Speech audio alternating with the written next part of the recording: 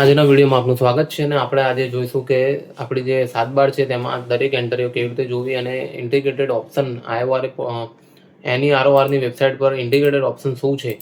તો સૌપ્રથમ તો તમારે એની આરઓઆર પર જતું રહેવાનું છે. એની વેબસાઇટ છે NEROR.gujarat.gov.in.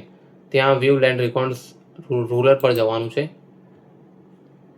ત્યારબાદ સિલેક્ટ ઓપ્શનમાં તમારે ઇન્ટિગ્રેટેડ સર્વે નંબર ડિટેલ્સ પર ક્લિક કરવાનું છે. ત્યારબાદ તમારો જે કંઈ જિલ્લો, તાલુકો અને વિલેજ હોય અને સર્વે નંબર હોય તે તમારે સિલેક્ટ કરી લેવાનું છે. ત્યારબાદ કેપ્ચા કોડ નાખવાનો છે. કેપ્ચા કોડ નાખશો એટલે તમને તમારી જે પણ 7/12 હશે તેની વિગતો દેખાવા માંડશે.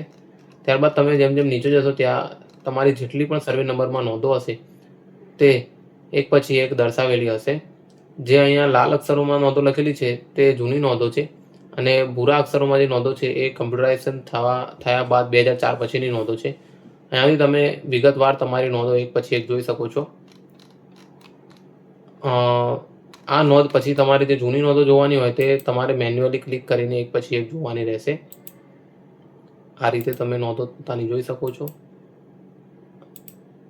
ને કોઈક નોંધ જો અવેલેબલ ના હોય, સ્કેન થયેલી ના હોય તો તે વખતે તે અહીંયા એરર આપે છે કે તમારી સંબંધિત મામલતદાર કચેરીને કોન્ટેક્ટ કરવો. આજના વિડીયોમાં આટલું જ.